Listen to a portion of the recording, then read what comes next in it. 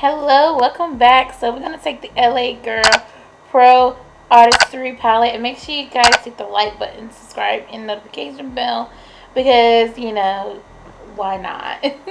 So we're gonna be taking this pretty orange shade from the palette, and we're gonna be applying it to the crease. This is gonna be our base for the look itself. I love a good versatile transition shade because it helps with the eyeshadow look.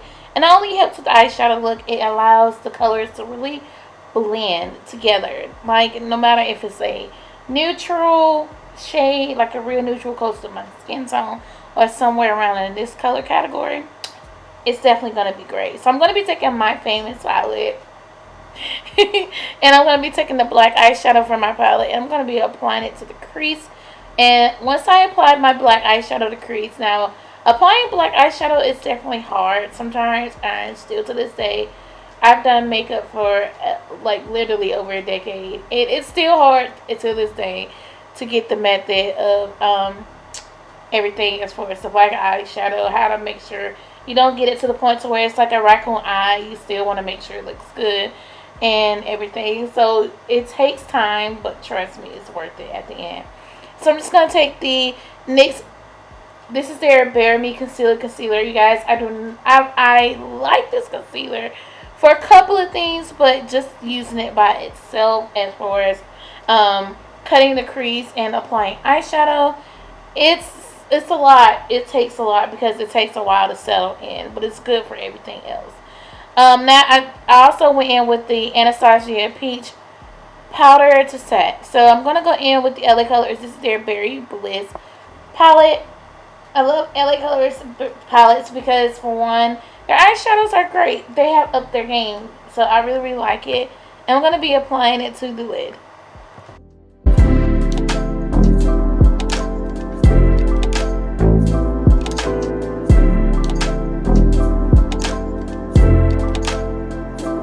The Lilac Purple from the palette, I'm going to make sure I am going to take the brown from my palette, and I'm going to be applying it next to the Lilac Purple, but kind of like allowing it to be ombre, so it's going to like fade in together. And then once I make sure those are blended, I'm going to make sure I connect it to the black.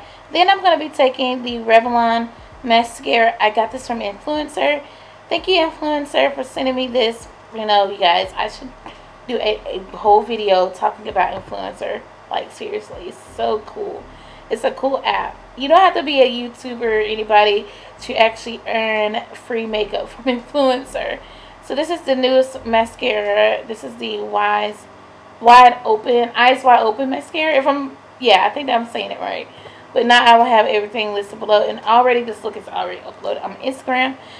I try to give people another chance at, like, when they gave Meg Thee Stallion a shot, I was like, I might give Revlon a second chance.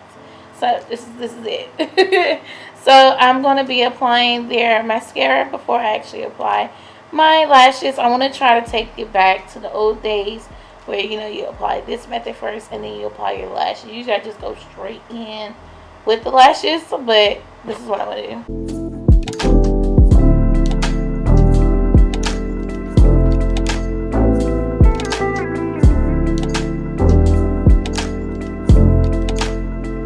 And once I apply the lashes on my eyes, the look is complete. So I hope you guys enjoy this look. Let me know what you guys think about it.